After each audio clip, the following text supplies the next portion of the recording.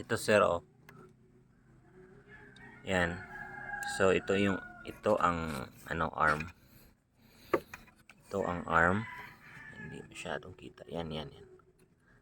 So baka ito sir hindi talaga bumabalik ng todo. Siguro ang sa inyo is nakaangat to. Nakaangat yung arm. Yan. Ito. Siguro nakaangat ng ganyan. Kaya pag ina-adjust nyo yung dito sa ibaba, dito. So hindi pa rin, mataas pa rin ang minor. So kaya yan, oh. Pagka hindi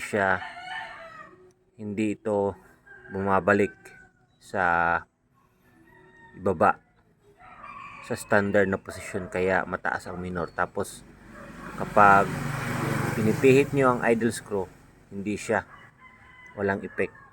So check nyo na lang pag ganito ba talaga yan, oh. Pag may tunog na bumabalik talaga dito sa sa may ibaba. Okay? Yan, gilid lang ng carb.